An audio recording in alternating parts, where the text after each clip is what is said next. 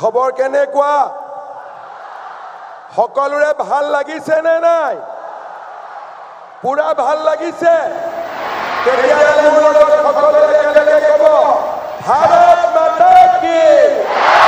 ভাৰত মাতা কি নৰেন্দ্ৰ মোদী নৰেন্দ্ৰ মোদী নৰেন্দ্ৰ মোদী বহুত বহুত ধন্যবাদ আজিৰ সভাত আমাৰ মাজত উপস্থিত বিশ্বৰ সকলোতকৈ জনপ্ৰিয় আৰু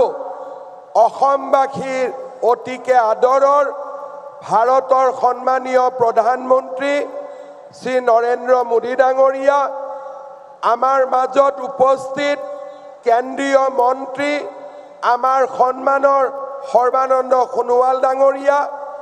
ভাৰতীয় জনতা পাৰ্টিৰ সভাপতি দৰং ওদালগুৰিৰ সাংসদ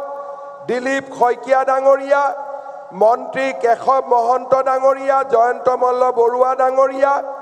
বসন্ত দাস ডাঙৰীয়া ডক্টৰ পৰমানন্দ ৰাজবংশী ডাঙৰীয়া গুৰুজ্যোতি দাস ডাঙৰীয়া আজিৰ সভাত উপস্থিত আই মাতৃসকল যুৱক যুৱতী বন্ধু বান্ধৱীসকল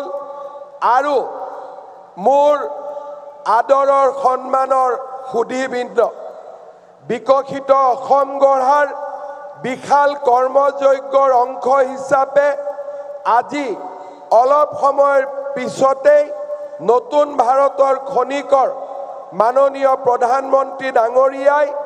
৬৩০০ কোটি টকা ব্যয়েৰে আজি আমাৰ ইয়াত তিনিটাকৈ আঁচনিৰ শুভ উদ্বোধন কৰিব আজি ৰাজ্যৰ ২৪ সংখ্যক মেডিকেল কলেজ হিচাপে দৰং মেডিকেল কলেজৰ আধাৰশিলা স্থাপন কৰা হ'ব ৫৭০ কোটি টকাৰে নিৰ্মিত হ'বলগীয়া দৰং মেডিকেল কলেজত জিএনএম স্কুল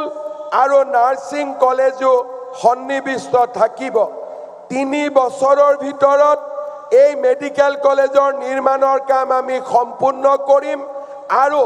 দৰং জিলাৰ ৰাইজৰ এক বহুদিনীয়া অভাৱ আমি দূৰ কৰিব পাৰিম শ্ৰদ্ধাৰ ৰাইজ প্ৰধানমন্ত্ৰী ডাঙৰীয়াৰ আগ্ৰহত আজি গুৱাহাটী সমগ্ৰ দক্ষিণ পূব এছিয়াৰ দুৱাৰদলিত পৰিণত হৈছে আমাৰ গুৱাহাটী মহানগৰীয়ে আজি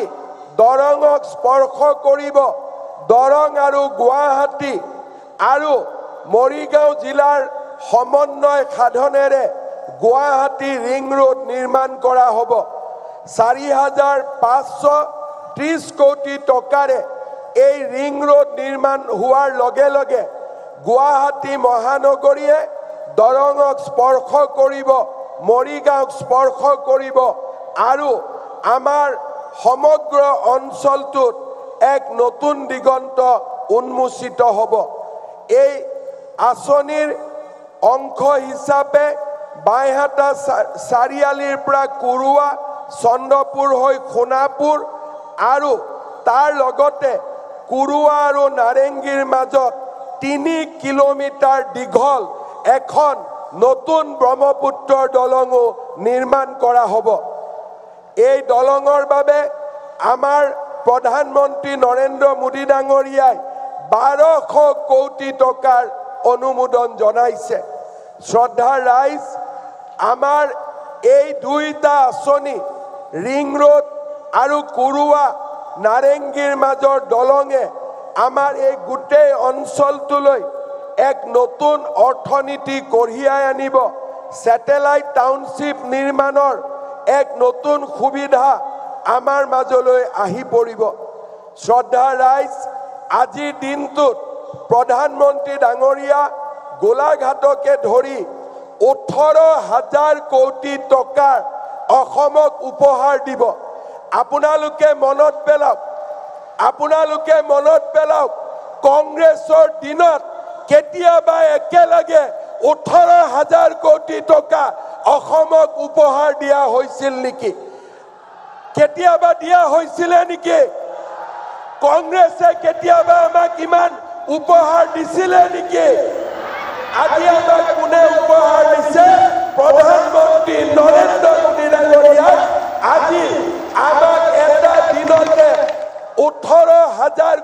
টকাৰ উপহাৰ লৈ আহিছে অকল সেয়ে নহয় অনাগত দিনত নামৰূপত সাৰ কাৰখানা জাগিৰোডত টাটা সেমিকন্ডাক্টৰ ধুবুৰীৰ চাপৰত বৃহৎ শক্তি উৎপাদন কেন্দ্ৰকে ধৰি আমাৰ ৰাজ্যত আজি অজস্ৰ আঁচনিৰে অসমখনক প্ৰধানমন্ত্ৰী ডাঙৰীয়াই আগুৱাই লৈ যোৱাৰ বাবে প্ৰচেষ্টা কৰিছে আমি নিশ্চিত যে অহা কিছুদিনৰ ভিতৰতে বাইহাটা চাৰিআলিৰ পৰা তেজপুৰৰ এই ৰাস্তাও আমি 4 লেনযুক্ত ৰাস্তা হিচাপে পাব পাৰিম সেই বিশ্বাসো মোৰ মাজত আছে মই পুনৰ এবাৰ আপোনালোকক শুভেচ্ছা জনাইছো আৰু আমি আপোনালোকক কথা দিছো যে অসমৰ বিকাশৰ বাবে অসমৰ উন্নয়নৰ বাবে আমি প্ৰতিটো ক্ষণ প্ৰতিটো মুহূৰ্ত আমি আপোনালোকৰ বাবে কাম কৰিম আৰু অসমখনক ভাৰতৰ এখন সৰ্বশ্ৰেষ্ঠ ৰাজ্যলৈ ৰূপান্তৰ কৰিম শ্ৰদ্ধা ৰাইজ আজি পবিত্ৰ কৃষ্ণৰ জন্মৰ এটা দিন আমি যাক কৃষ্ণ জন্মাষ্টমী ৰূপে পালন কৰোঁ ভাৰতৰ আধ্যাত্মিক জগতত ভগৱান শ্ৰীকৃষ্ণক আমি সৰ্বোচ্চ হিচাপে মানি লওঁ আৰু কৃষ্ণৰ কৃপাতে সকলো কাম সমাধান হয় তাক আমি বিশ্বাস কৰোঁ কৃষ্ণৰ জন্মাষ্টমী হিচাপে আজিৰ দিনটো আমি ঠিক কৰা নাছিলোঁ কিন্তু আমাৰ বাবে সৌভাগ্য যে অসমৰ বাবে কেইবাটাও বৃহৎ আঁচনিৰ উদ্বোধনৰ দিন এই কৃষ্ণ জন্মাষ্টমী দিনটোতে আৰম্ভ হৈছে আৰু ভগৱানে ওপৰৰ পৰা পুষ্প বৃষ্টি কৰি অসমৰ ৰাইজক আশীৰ্বাদ দিছে মই বিশ্বাস কৰোঁ ভগৱানৰ আশীৰ্বাদ আৰু নৰেন্দ্ৰ মোদী ডাঙৰীয়াৰ নেতৃত্বত আমি আমাৰ ৰাজ্যখনক দুগুণ গতিৰে বিকাশৰ গতিত আগুৱাই লৈ যাব পাৰিম মই অসমবাসী ৰাইজৰ হৈ প্ৰধানমন্ত্ৰী ডাঙৰীয়াক ধন্যবাদ জনাইছো যোৱাকালি গুৱাহাটীত ভাৰত ৰত্ন ভূপেন হাজৰিকাক যি ধৰণে প্ৰধানমন্ত্ৰী ডাঙৰীয়াই সন্মানিত কৰিলে ই প্ৰতিগৰাকী অসমীয়াৰ হৃদয় স্পৰ্শ কৰিছে আৰু আমি প্ৰধানমন্ত্ৰী ডাঙৰীয়াক অন্তৰৰ গভীৰতম কোণৰ পৰা ধন্যবাদ জনাইছো যে আপুনি আজি অসমলৈ আহি অসমৰ সন্মান ভাৰত ৰত্ন ভূপেন হাজৰিকা ডাঙৰীয়াক সন্মানিত কৰিলে শ্ৰদ্ধা ৰাইজ কেইদিনমান আগতে প্ৰধানমন্ত্ৰী ডাঙৰীয়াই কেবিনেটত অসমৰ বাবে ইণ্ডিয়ান ইনষ্টিটিউট অফ মেনেজমেণ্ট তাক স্বীকৃতি দিছে আৰু কেইবাটাও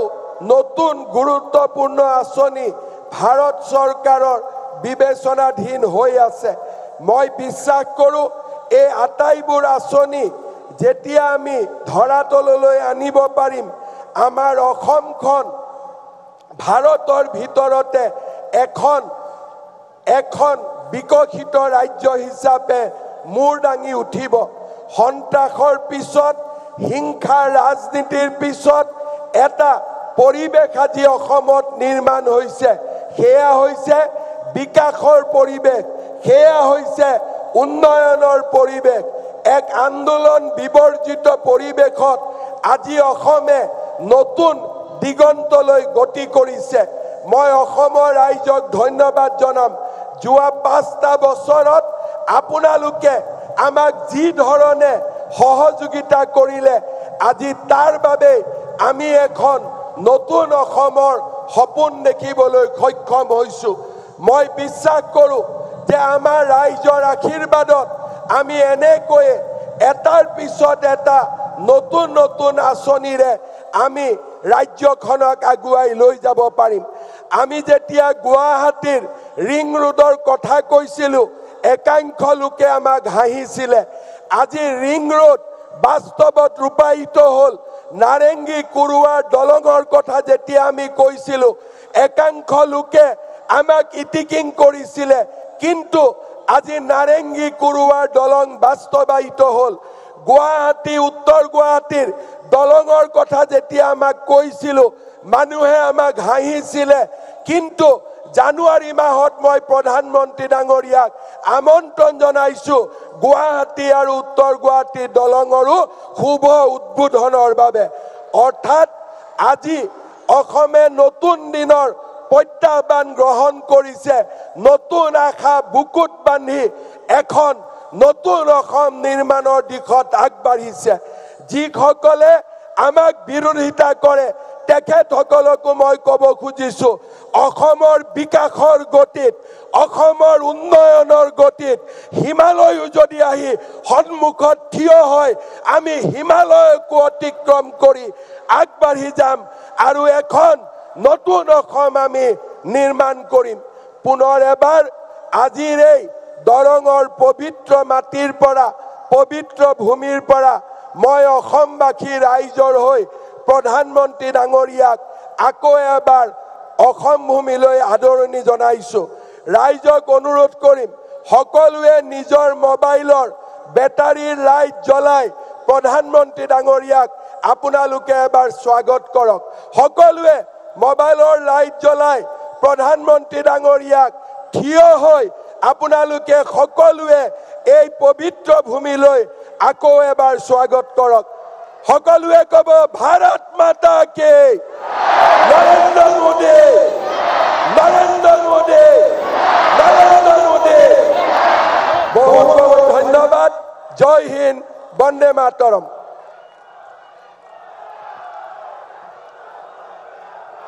धन्यवाद महोदय आपके सशक्त नेतृत्व और दूरदर्शी मार्गदर्शन ने असम को